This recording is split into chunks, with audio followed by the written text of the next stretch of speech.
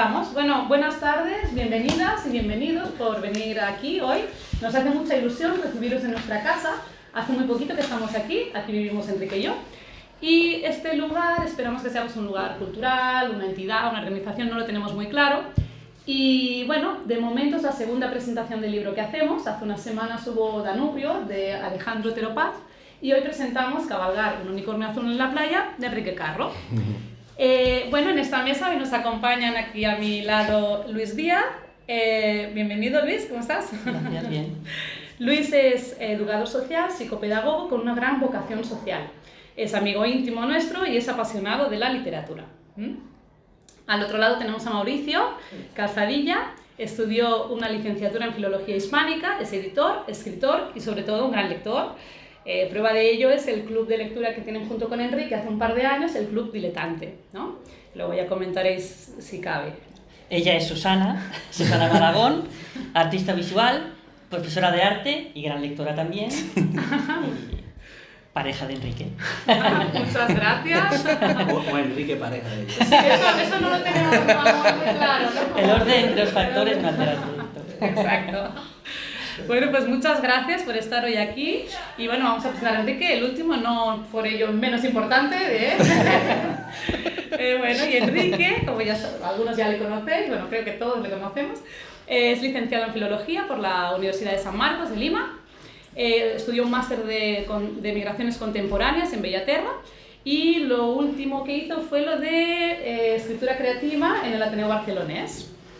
Aparte de estos datos, que son así un poquito, para situar a nuestro autor, me gustaría contaros un poquito la historia de Enrique, de cómo él empieza a escribir. Cuando Enrique es pequeño, es un niño muy callado. Tan callado que su familia cree que es autista. Le tienen en observación, porque claro, él está ahí jugando con unos cubos, no se mueve de ahí, o sea, es súper callado. A partir de los 4 años que empieza a hablar, empieza y ya no para hasta ahora. ¿Vale?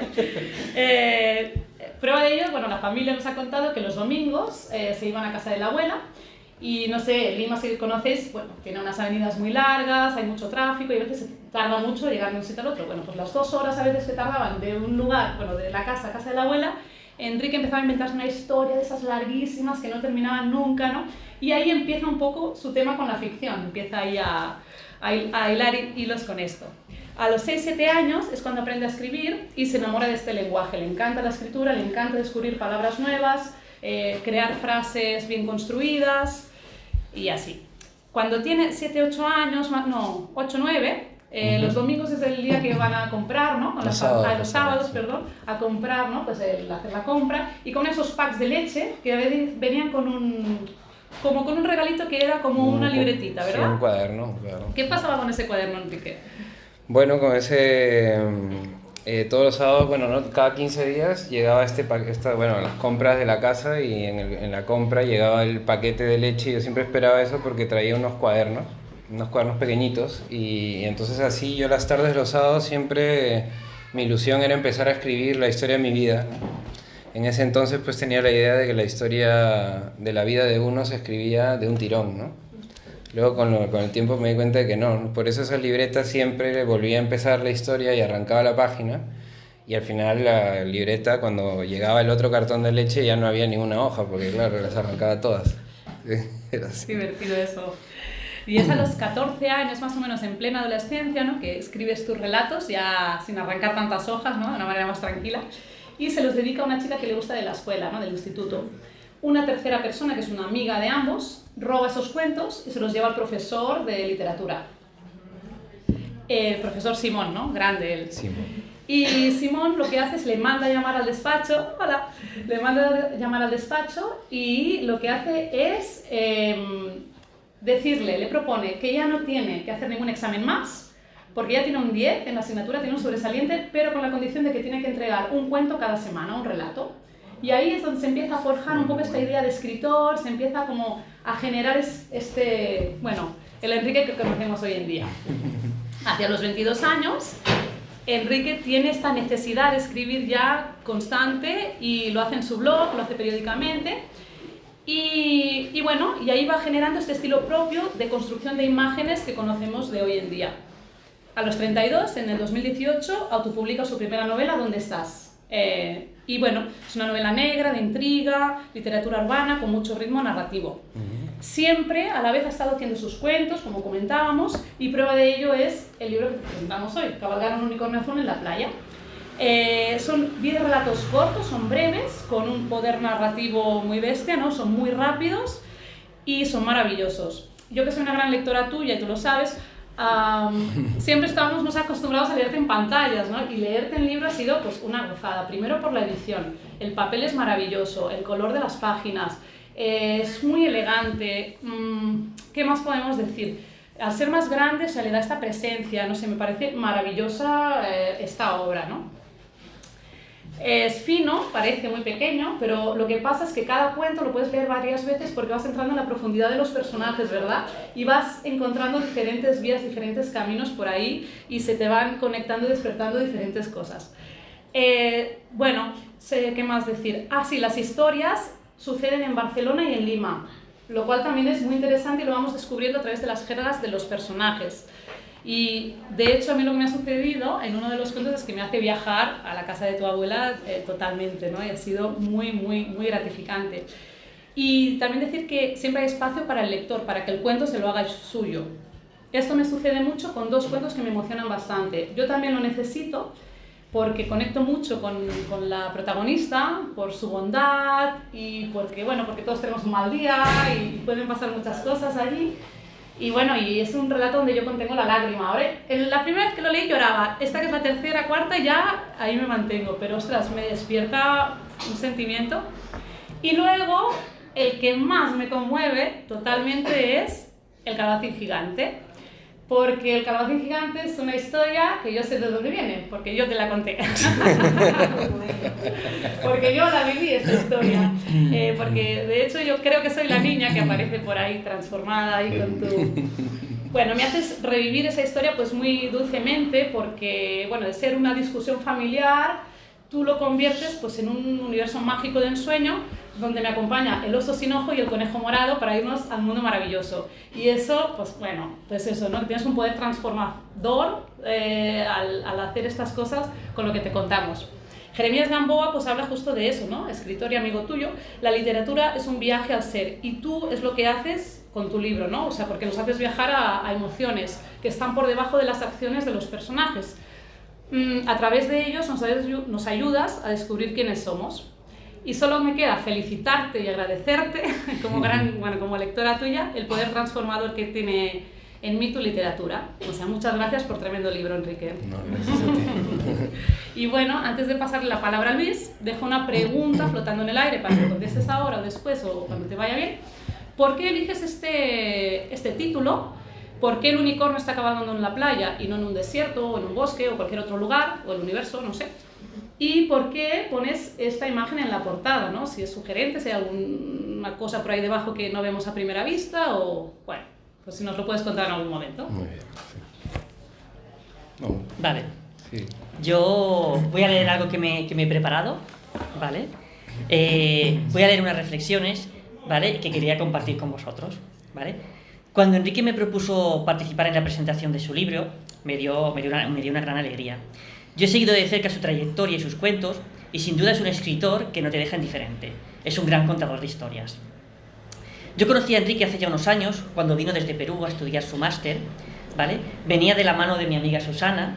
Diría que hace unos 10 años, pero no puedo asegurarlo porque no tengo muy buena memoria. Desde la primera charla que tuve con él, supe que teníamos algo en común. Aunque en aquel momento no supe qué era, y no fue hasta algunos años más tarde, coincidiendo con el primer viaje que su madre hizo a Europa para venir a ver a su hijo, que descubrí lo que era. Como él mismo dijo, y yo no lo podría haber descrito mejor, se nota tu amor por las palabras, me dijo. Esto es lo que nos une, el amor por las palabras, por la literatura. Y aunque nuestro ritmo de dedicación es un abismo, ya que como es lógico de un escritor, Enrique dedica una media de 4 horas diarias a leer, me voy a quedar con algo que justamente reflexionamos ayer.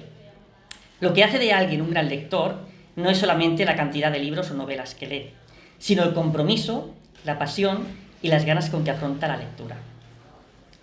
Cuando se marchó a Barcelona a vivir, empezamos a vernos con menos frecuencias, pero aún así, cada vez que nos hemos visto, no nos han faltado temas de conversación ni ganas de compartir nuestras ideas. Como buen escritor, Enrique es también un buen conversador. Mi aportación a esta presentación no puede ir separada de mi visión y mi experiencia profesional, así que mi interpretación del libro está indefectiblemente ligada a una mirada psicológica y social. Y dicho esto, a continuación voy a compartir mi análisis con vosotros. Quisiera empezar por el final, por la contraportada, ya que esta nos ofrece una buena síntesis del libro. Leo literalmente: cabalgar un unicornio azul en la playa reúne 10 relatos independientes, cuya matriz es la experiencia cotidiana de los protagonistas. Todas las historias tienen como eje situaciones anodinas, pero de ellas surge el mundo emocional de los personajes. En ese mundo emocional que surge está encriptada la vida del autor. Son buenas pistas para hacernos una idea del contenido del libro. Ya tenemos 2 elementos interesantes: las situaciones anodinas y las emociones. Según la RAE, la definición de anodino y anodina es insignificante, ineficaz, insustancial. Quedémonos con este último uso del término. Situaciones insustanciales en las que surge el mundo emocional de los personajes. Pero, ¿realmente son insustanciales las situaciones que describe el libro? Para mí la respuesta es no. Es posible que sea así desde el punto de vista como lector, como tercera persona. Pero si por un momento nos ponemos en la piel de los personajes, pronto nos daremos cuenta que para nada nos encontramos ante situaciones anodinas. Esto es lo que veremos reflejado, que no es poco. Indudablemente son situaciones escogidas con gran rigurosidad, con mimo. Situaciones que te impactan de pronto. Algunas te dejan desconcertado y te piden volver atrás para releer incluso el capítulo entero. Personalmente me ha resultado fascinante la manera que Enrique consigue explicar situaciones cotidianas con tanta carga emocional sin la necesidad de caer en la simple descripción. El resultado son unos relatos livianos y adictivos que a la vez generan un amplio rango de emociones diferentes: risa, empatía, repulsión, melancolía, lástima. Resulta muy interesante la manera en que Enrique describe a ciertos personajes, los cuales no sabemos si son reales o imaginarios o sencillamente son representaciones, pero consigue hacer un retrato social de ciertos colectivos de personas con las que todo el mundo nos hemos encontrado en alguna ocasión: pillos, aprovechados, fracasados, cotillas, enfermos mentales, morbosos. Consigue, con o sin querer, hacer un retrato social del momento actual. Un retrato a la vez crítico con la sociedad y con quienes la gobiernan. Durante los próximos meses, todos los que lo conocemos le haremos la misma pregunta: ¿qué parte de estas historias son reales y qué parte son ficciones, Enrique? Y él, con su oratoria, se encargará de darnos una respuesta satisfactoria, sin acabar de darnos del todo una respuesta y dejándonos con la expectativa que genera el contador de historias. Pero hay otras reflexiones que nos surgirán a todos mientras leemos y releemos el libro. ¿Qué puede empujar a alguien a inspirarse en su vida, sus experiencias, ya sean directas, para escribir sus relatos? Bien, hay algo de terapéutico, sin duda, algo que tiene que ver con la mente y con la resolución de conflictos internos. Por eso es un ejercicio de valentía desnudarse de esta manera, de valentía con uno mismo y con el público. Y por eso también es una joya poder tener la experiencia, las emociones y parte de la psique de Enrique contenida en estas páginas. Sin duda os animo a leerla y releerla, os encantará. Muchas gracias. Oye, después de esto creo que... ¿Ahora qué, Mauricio? Ahora que voy a decir yo mismo. Madre mía, no, a ver, tampoco me quiero emocionar. No. Yo de Enrique...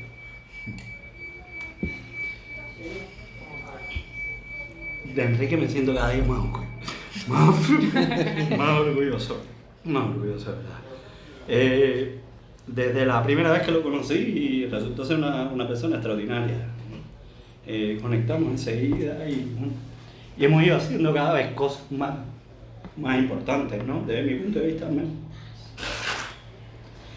Y Yo muchas veces prefiero improvisar, pero como veis,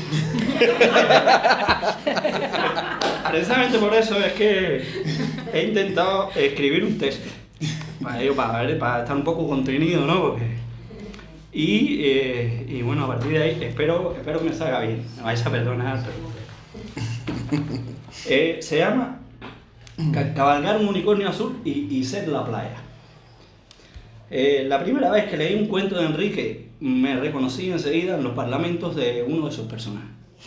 Y cuando digo reconocí, no me refiero solo al hecho de sentirme identificado con lo que dijo o dejó de hacer ese personaje, cosa que me suele pasar cada vez que leo buena literatura. Me refiero al hecho de distinguir claramente frases y maneras de actuar propias de mí, aunque estuviesen representadas en situaciones o contextos en lo que yo no había tenido la suerte o la desgracia de participar. Enrique me estaba haciendo intervenir en una historia que no me pertenecía del todo. Y esto, debo admitirlo, así de primeras me causó desconcierto. No ocurre todos los días que uno tenga la suerte de formar parte de algo importante. El asombro no venía tras esa envidia sana que existe entre los escritores cuando alguno consigue contar algo que el otro no ha tenido la ocasión de elaborar. De hecho, en ese aspecto tiendo a ser más de la escuela de Oscar Wilde, de quien se cuenta que regalaba argumentos a sus amigos para que los desarrollaran, ya que muchas veces él no tenía el tiempo o la voluntad necesaria para hacerlos. La sorpresa estuvo precisamente en que yo me estaba viendo representado en una situación ante la cual yo no había tenido tiempo de prepararme. Demasiado natural y descuidado quizás para lo que yo hubiera preferido, pero con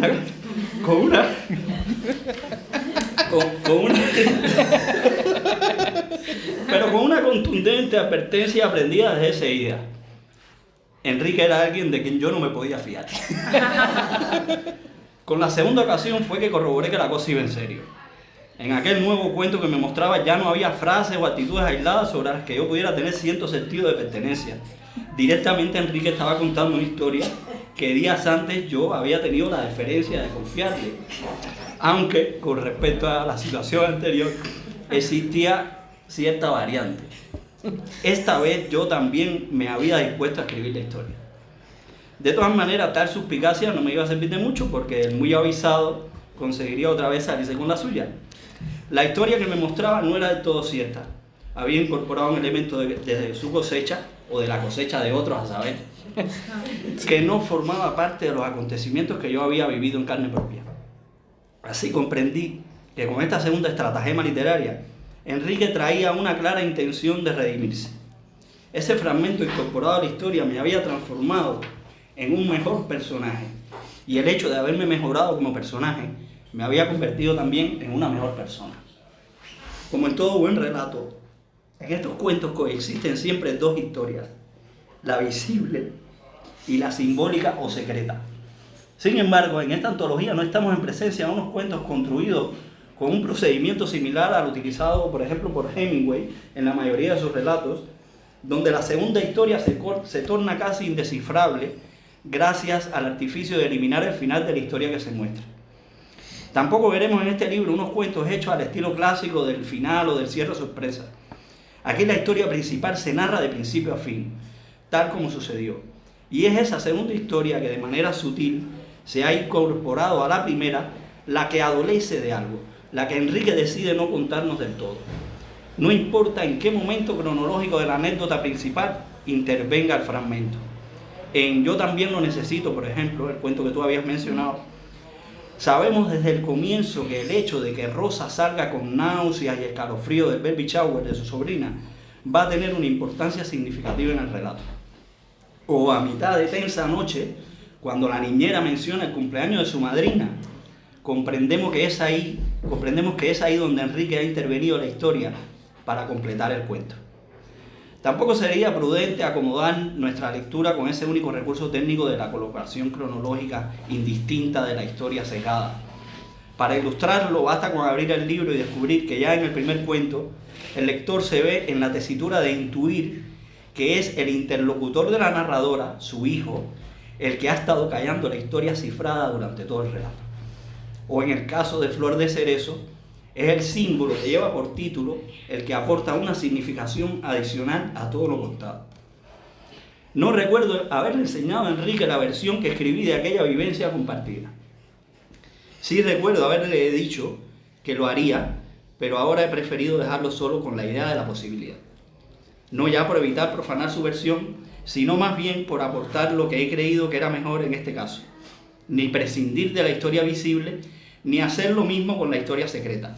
Sencillamente mutilar el gesto, transformar la necesidad en virtud y dejar para una ocasión más propicia mis pretensiones literarias. Como recomendación final, puede que muchos de los que estéis hoy aquí reunidos os veáis reflejados en alguno de los cuentos de este libro.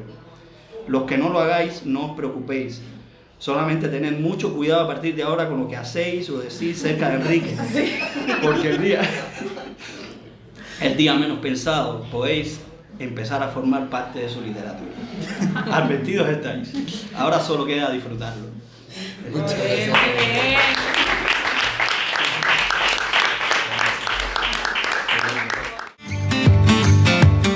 Vale. Pues bueno, estoy un poco... Primero, muchas gracias a todos por venir. ¿Qué tal, José Antonio? ¿Cómo estás? Sí, muchas gracias por venir. Estoy muy emocionado, la verdad que son palabras muy bonitas las que me han dicho hoy. Les agradezco mucho, Susana, Luis y Mauricio, por esta presentación. No podía imaginarla de otra manera. Confirmo mi intuición de que eran las personas indicadas para esta noche. En primer lugar, quería decir que es muy bonito para mí presentar hoy aquí, en nuestra casa, ¿no?, este libro que contiene 10 historias, que de momento es el registro no solo literario, sino el registro con el que yo mejor me he presentado siempre a mis amigos y a las personas que conozco por primera vez, que es contando historias, ¿no? Y es algo muy simbólico que en nuestra casa, ahora, con todos nuestros amigos, estemos presentando por primera vez este libro que va de las historias, ¿no? De contar historias, de contar las historias anecdóticas, convirtiéndolas de pronto en relatos que tienen un sentido más profundo, ¿no? Susana me preguntaba por qué cabalgar un unicornio azul en la playa, ¿no? Cabalgar un unicornio azul en la playa es el nombre del último relato de este libro, del 10º relato. Ella me decía, hay varios títulos que son muy atractivos para el título de este libro, ¿no?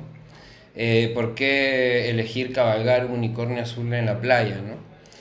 Y en realidad me parece que este nombre encierra muy bien o engloba muy bien el sentido del libro, ¿no?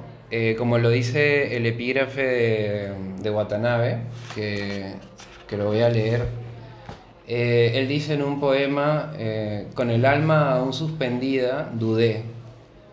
Había visto una serpiente o me había asaltado una vibración, un vértigo antiguo que dormía sobre la hierba y se había despertado a mi paso, ¿no?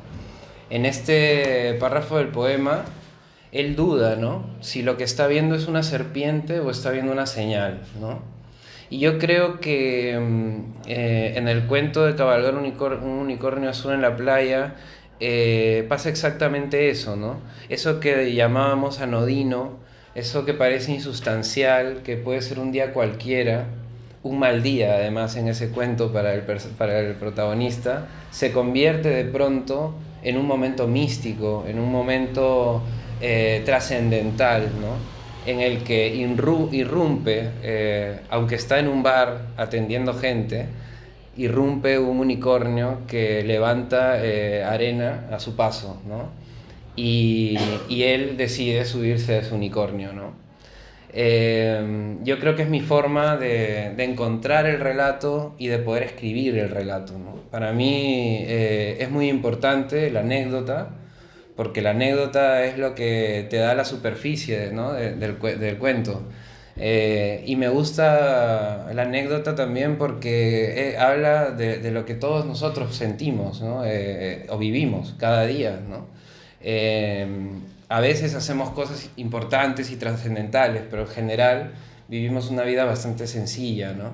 Y eso es lo fascinante para mí, ¿no? La vida sencilla que tenemos como seres humanos.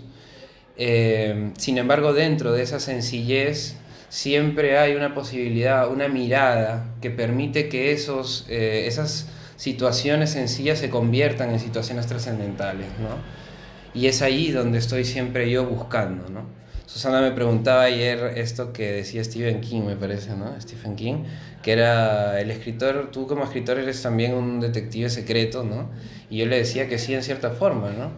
¿Por qué? Porque en realidad siempre estás detrás de los pasos, ¿no? Quizá de esas huellas de unicornio, ¿no? En este caso, pero siempre estás buscando en las cosas que parecen insustanciales, que parecen totalmente simples y sin vuelta.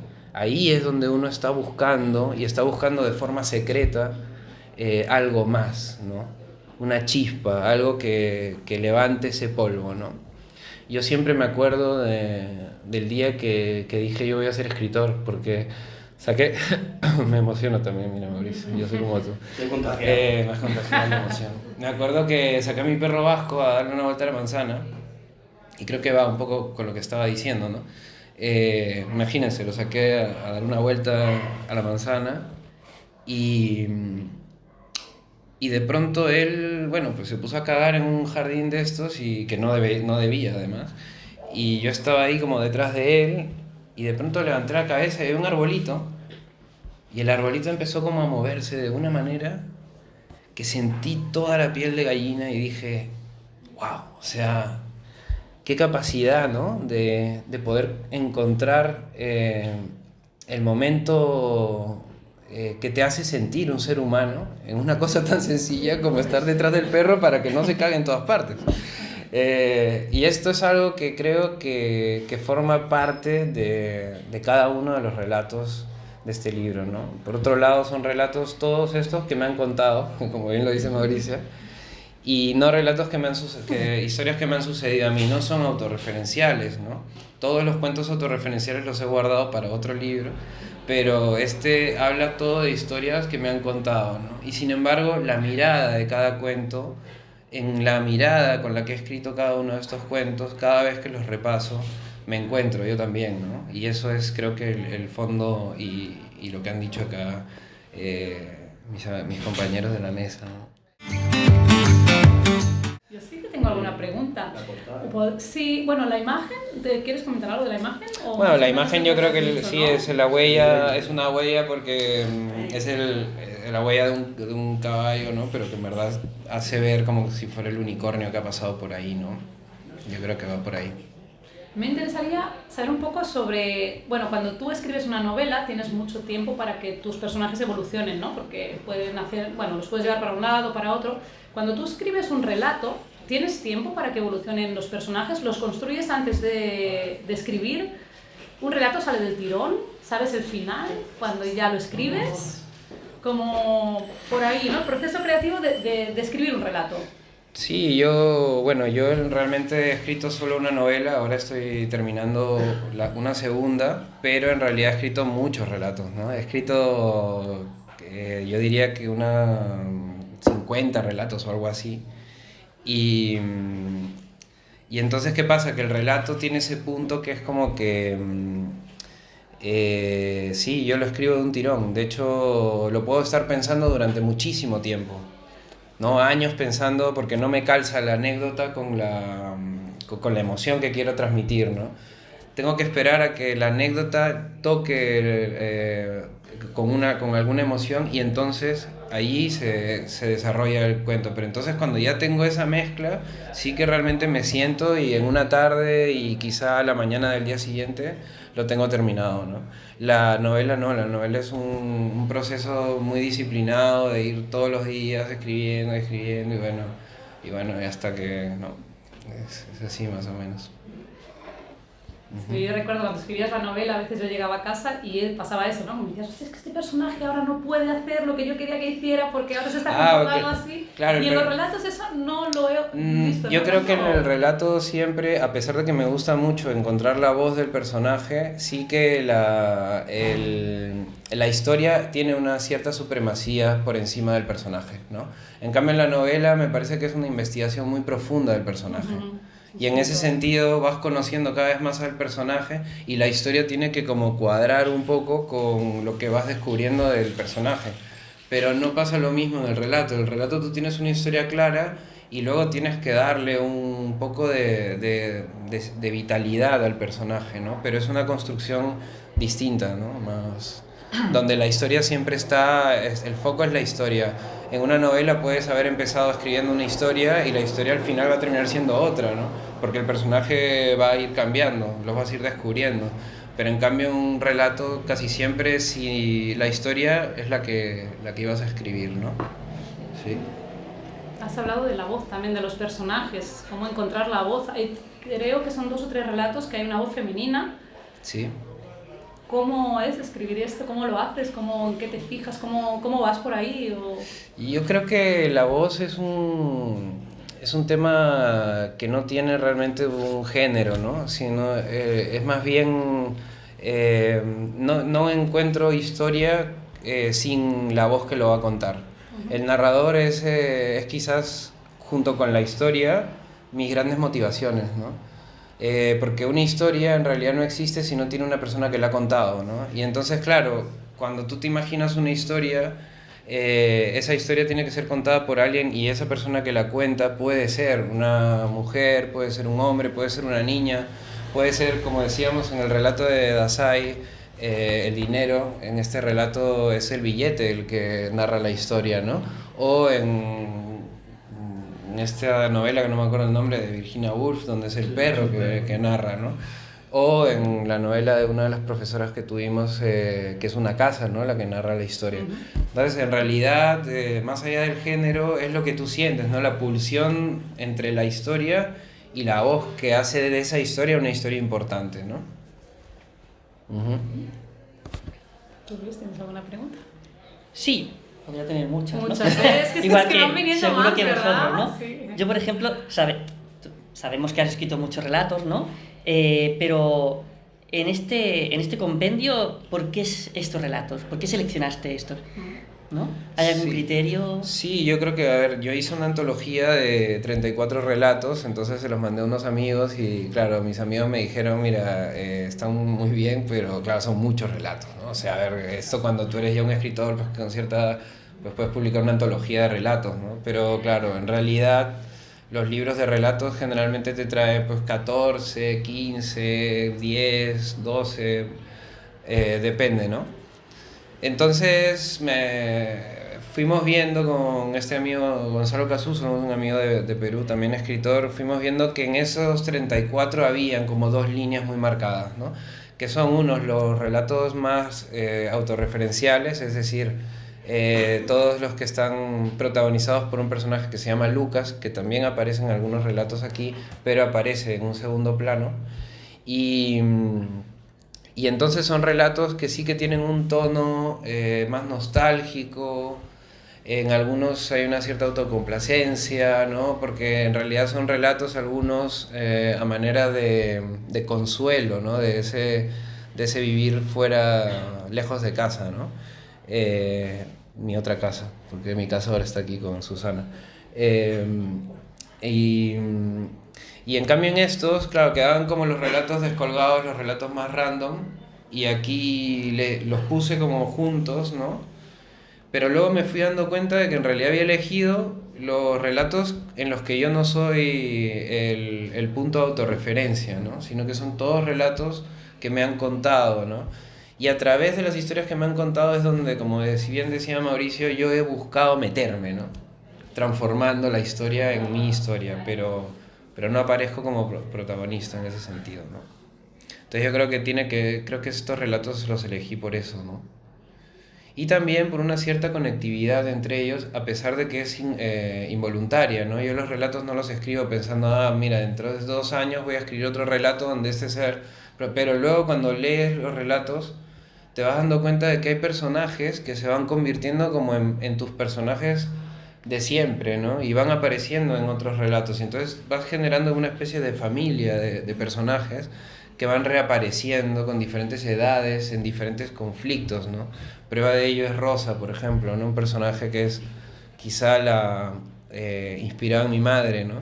Y que aparece muy joven en el baby shower de su sobrina, luego aparece ya mayor, separada en el primer relato, luego en otro aparece ya como una madre que va a ver a su hijo a España, y entonces, claro, vamos viendo que un personaje, sin que yo haya tenido la voluntad de que sea así, ha ido apareciendo en varios relatos, ¿no? Y es muy agradable hacer una selección y luego darse cuenta de las conexiones que hay entre esos relatos sin que uno haya sido consciente de ello, ¿no? Es algo como mágico, de cierta forma. Que yo decía antes en lo que he escrito, en la relación, ¿no? entre escribir y esa parte que es terapéutica, ¿no? y que cura a uno. Y tú en tus relatos hablas mucho de las emociones, ¿no? ¿Es algo que has hecho conscientemente? ¿Es un interés que tienes? Sí, para mí es fundamental. De hecho, una de mis grandes batallas como escritor, aprender a ser un escritor, es aprender a controlar tus emociones, porque las emociones y el lenguaje están muy conectados.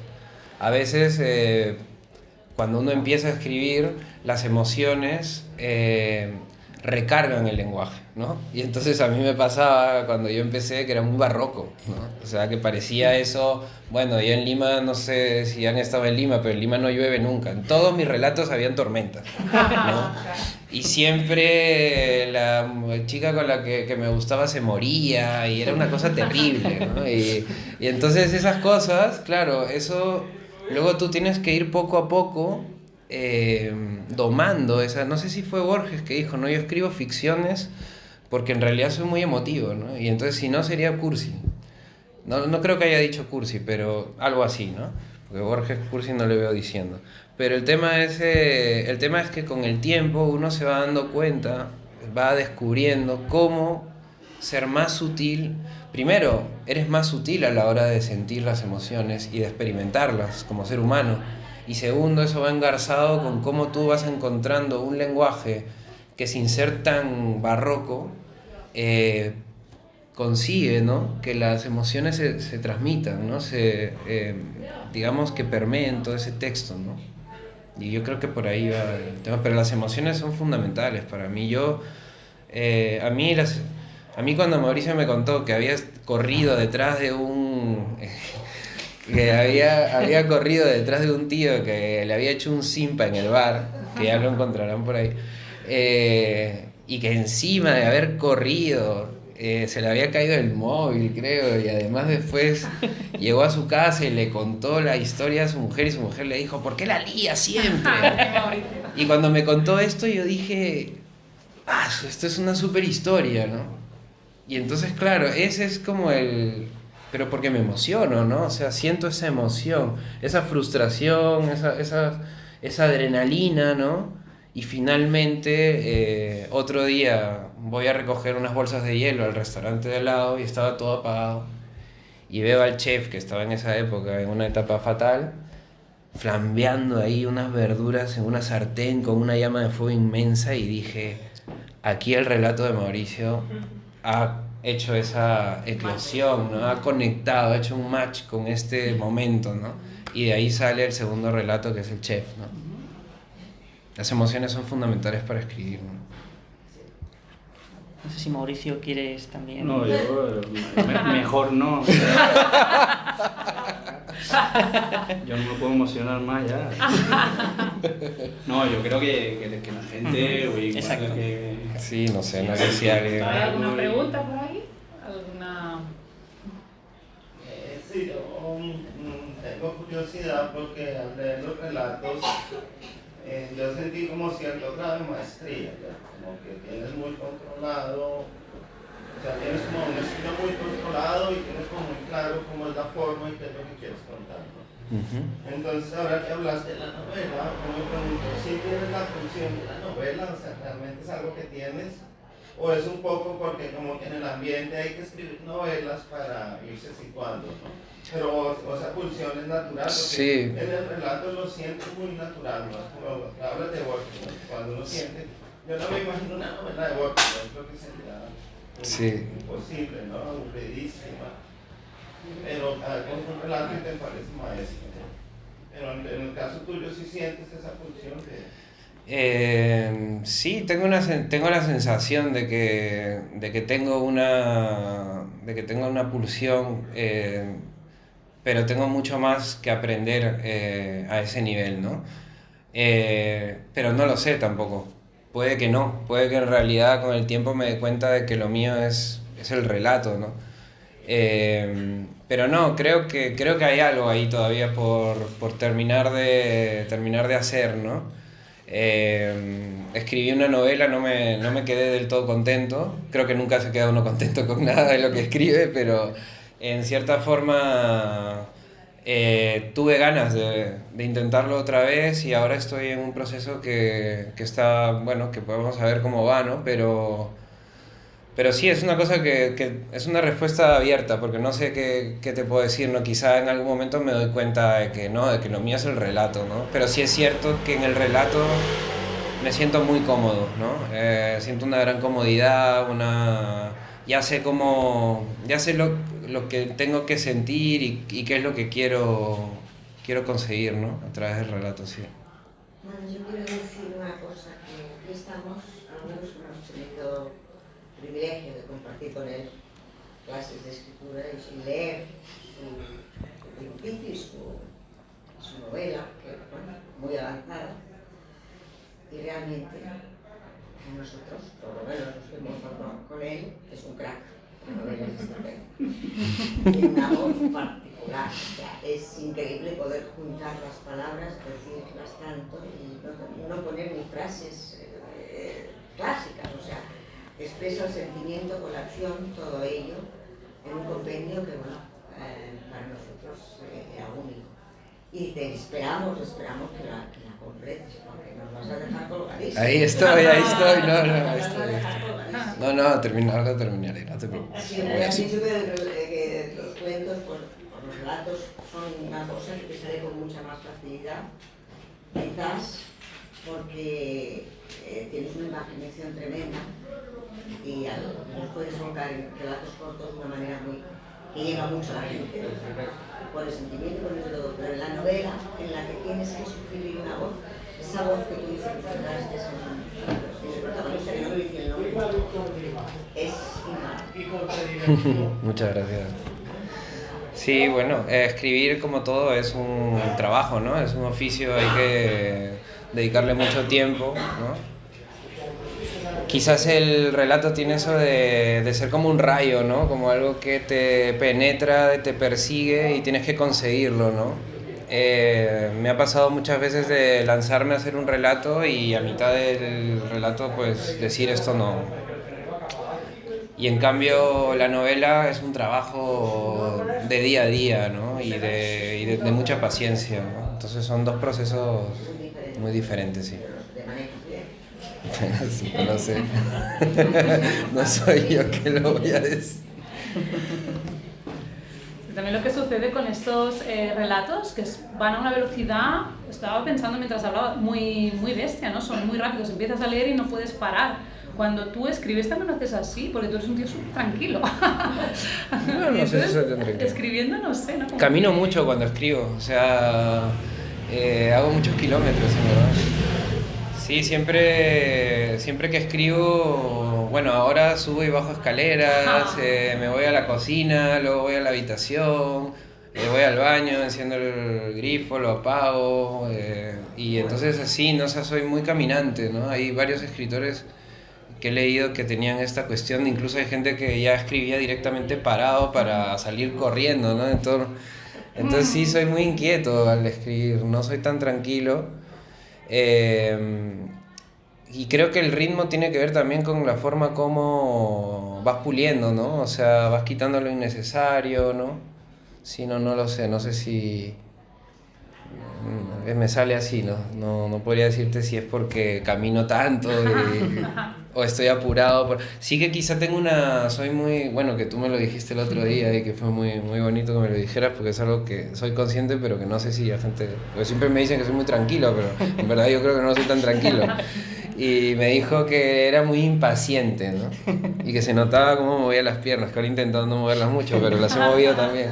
Y en realidad esa impaciencia quizá tiene que ver con ese ritmo, ¿no? Que es algo que para la novela es todo un reto, ¿no? Porque en la novela hay que ir con una... A pesar de que puedes construir con mucho ritmo, el proceso es muy paciente, ¿no? Y eso a mí me pone un poco nervioso. No, eso que tú decías, a mí hay muchas cosas que me llamaron la atención, pero eso que tú decías de lo anodino es interesante porque a mí también me llamó la atención que son aparentemente anodinas situaciones, porque realmente, que es lo otro interesante, otra de las cosas interesantes que tienen estos relatos, que la mayoría, hay muchos relatos que están describiendo una situación realmente compleja, ¿no? De algún modo, que no llegan a ser traumáticas, hay algunas que pueden que lo sean, pero son de cierto modo trágicas. Sin embargo, cuando uno termina de leer el relato, las sensaciones de alivio, de tranquilidad, de felicidad, y en eso también influye el humor, ¿no? Hay también ese humor que es característico de Enrique, que hay otros cuentos que yo he leído de él que me encantan, que cuando hace intervenir las situaciones de humor y de hilaridad, es que ya para mí son los favoritos, porque ya es lo que te acaba ya de aliviar, ¿no? De todo. Y entonces en ese sentido creo que es también un logro cómo dosificas eso y cómo lo haces de una manera espectacular, que ya son otra de las cosas que tienen los relatos estos, ¿no? Sí, bueno, el humor es fundamental también, ¿no? Para vivir y para escribir, ¿no? Para mí es fundamental el que haya siempre algo inesperado, ¿no? Porque al final el humor es eso, ¿no? Las salidas que no... Bueno, cuando te cuentan un chiste es esto, ¿no? Que al final dices, pero ¿de dónde has sacado esto, no? Y claro, el humor es muy interesante y también muy conmovedor, ¿no? Creo que lo conmovedor y lo humorístico está muy, muy ligado, ¿no? Y a mí esa combinación es un reto, pero siempre es algo que también me interesa mucho, ¿no? Sí. Perdona, una pregunta. El primer relato tuyo, dices que normalmente son historias que has oído. ¿Primero es de una historia que has oído?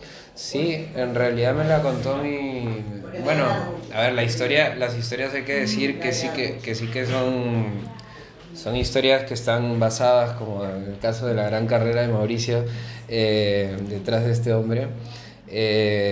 Son historias que me han contado, pero siempre, claro, cambian, mutan un poco cuando yo las escribo, ¿no? Pero esa historia en particular de hecho es la única de este libro que yo escribí en Lima. De hecho la escribí ya cuando estaba a punto de venir a Barcelona y estaba viviendo durante 2 meses en la casa de mi abuela porque tenía que ahorrar un poco de dinero para venir, ¿no? Y entonces mi madre subió y me dijo, oye, ¿no se lo ha pasado ayer? Que tu abuela se cayó ayer en el baño, ¿no? Y bueno, luego me contó una serie de cosas surrealistas, porque mi abuela era surrealista, ¿no? Y yo supe en ese momento que eso era un relato, ¿no? Pero es curioso porque es un relato que empecé a escribir en ese año, que de hecho se lo mostré a Susana por correo electrónico y me dijo, esto es malísimo este relato, me dijo. Pero no estaba tan preparado como ahora, era la primera versión, a ver, no, hace 10 años la primera versión. Este relato es malísimo, me dijo, no, es que no parece una abuela, no sé qué. Y claro, ya con el tiempo, poco a poco le he ido sacando la voz, ¿no? Pero sí, es que son así, son. Me has depurado mucho también, ¿no? En todos estos años. Y la suerte de tener los relatos y de que no se publiquen o que no te los publiquen es que los puedes ir revisando y revisando y revisando. Quizá al final, por tanto revisarlo, a alguien le interesó y mira, aquí estamos, ¿no? ¿Tú nos podrías contar la historia original de los relatos? Para tener las 2 versiones. No, bueno, la historia original se cuenta ahí, lo que no interviene precisamente, que es lo que yo explico ahí en la historia, es lo que él le ha añadido del chef, ¿no? Esta reflexión final, pero incluso lo que se cuenta en el relato de lo que él y el chef tenemos que ir al gimnasio. Esto es verídico, Sí, todo esto. Sí, pero es curioso porque ya te digo, hay otros personajes que yo sé que estoy ahí también. Hay un personaje que no me acuerdo de qué relato, que de una manera de llamar a su amor, que eso sabemos, Enrique y yo sabemos de dónde lo sacó. Entonces todo este tipo de cosas que es lo maravilloso de esto, ¿no? Cómo él va construyendo la historia, ¿no? Pero bueno, la historia es muy sencilla, porque de hecho nosotros nos conocimos siendo camareros y bueno, una de las maravillas que tuvo conocer a Enrique fue eso, que el hecho de tener que trabajar hasta altas horas de la noche, pues nos poníamos a limpiar y tal, y ahí nos poníamos a hacer literatura, a reflexionar y a hablar, y aquello se llevaba de una manera diferente, ¿no? Y precisamente una de esas noches que él no estaba trabajando, estaba trabajando yo, y bueno, sucede que llegó un señor muy raro, ¿no? Tenía como un aspecto de ruso, pero hablaba inglés, y luego, bueno, pero bueno, todo muy, muy desenvuelto, ¿no? Acabo de llegar aquí, acabo de llegar de trabajar, estoy mal, quiero comer algo, y aquel señor empieza a pedirse cosas, y sobre todo jarras de cerveza, ¿no? Pero bueno, este tío está todo bien, pero... Y el chef andaba por ahí, el chef tampoco estaba trabajando ese día, pero casualmente llegó, y yo le digo, bueno, chef, el chef me dijo, tú píllale el ojo que no tiene buena pinta. Le digo, no, lo tengo controlado. Y claro, ahí el tío, llega un momento, bueno, pasan unas chicas que no sé si era parte de su espectáculo o eran que casualmente habían pasado por ahí, estaban en la mesa, no sé qué, y él aprovecha la situación y dice que le habían robado el móvil. Entonces, bueno, ahí empieza todo el número de que, bueno, han robado el móvil porque estaba ahí en la terraza. Luego dijo que el problema era que, claro, en el móvil tenía la tarjeta y que no nos podía pagar. Y ahí empezó todo el drama. Finalmente, bueno, dijo que iba a llamar a un amigo que tenía un hotel para que viniera y tal. Llamó desde el restaurante y bueno, llamó al amigo, sí, estoy here, no sé qué. Y ya él sale, va hacia la esquina y como esperando al amigo, ¿no? Y ya el chef ya ahí se pone. Pero claro, yo también estoy atendiendo, estoy haciendo otra gente.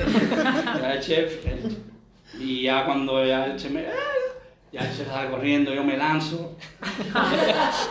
Y claro, hay un momento que ya yo paso al chef y todo, porque yo iba... O sea, el chef, pero claro, aquel tío iba bien, Pero ya en un momento... Tenía buena carrera. Sí, no, estamos hablando de 3 o 4 calles, no. Y ya hay un momento, ya yo lo pierdo, y cuando me hago así veo que no tengo, que había perdido un móvil, joder. Y casualmente, mira cómo son las cosas, ¿no? Quizá esa gratitud que tiene la vida, ¿no? Este rescate del hombre, pues había unos chicos que habían visto el móvil que se me había caído como 2 calles antes. Y me dijeron, ay, el móvil. Y bueno, y ya después no pasó nada, pero claro, el chef luego lo siguió, ¿no? Porque con una moto y tal, pero ya... Fue un desastre. Ya directamente... Digo, mira, esto, y ya cuando ya regresa, que eso también sucedió, ¿no? Que claro, justo al chef cuando viene, lo multan, ¿sabes?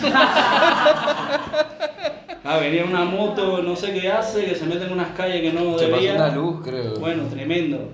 Y claro, yo le digo, mira, mejor paremos esto aquí porque nos va a costar la noche. Claro, por una cerveza y yo qué sé, unas bravas que se había pedido y casualmente esta parte de la historia que se lo comenté el otro día a Enrique, esta no la, Enrique aún no lo ha contado, pero hace poco, esto estamos hablando de que fue, o sea, hace 3 años, 2-3 años, y hace poco iba en el metro y bajo al metro y veo al tío. No. Wow. Esto va a ser la secuela. Veo al tío de nuevo que estaba hablando con una, y te lo juro, me vino así, me dieron ganas de gritar ¡ladrón! ¡Cabronazo! Estaba yo en el andén y yo, ¡hostia! Me llegó porque claro, éramos todo eso, el che gritando al ladrón y me vino aquello y yo, ¡hostia! Y ya seguí de largo, pero volví a ver al tío, increíble. Increíble. Sigue por ahí. Sigue cabalgando. Sigue cabalgando el unicornio. Impresionante, tío. Entonces, bueno. Muy bien. Qué bueno. Sí, No sé si alguien tiene alguna pregunta más para ir cerrando. Bueno, lo que queda claro es que hay que leer este libro porque es una maravilla. Ya lo has leído 2 veces, ¿eh? ¿Y repetirás, crees? Hay algunos que todavía los tengo que volver a leer. Algunos me han impactado desde el principio, se los he hecho, y 4 de ellos que para mí han sido como algo que te lanza aquí al pecho y dices, ¡guau! Y esos los tengo muy presentes. Los otros algunos quiero sacarme un poco más. Hay jugo ahí debajo, ¿eh?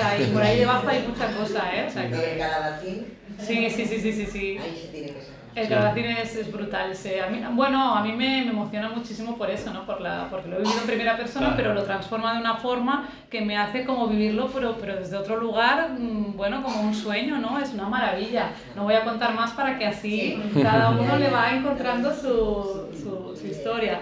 Pero bueno, no sé si os parece bien como lo dejamos está. aquí. ¿Sí? Nada, yo agradecerles porque la verdad que es un día muy especial para mí, la primera presentación de este Para mí libro. también. Sí. Y muchas gracias. Y bueno, ahora vamos a seguir conversando, pero bueno, con un vinito y con un poco de música y esto, ¿no? Sí. Muchas gracias. Muchas gracias. Gracias. Gracias.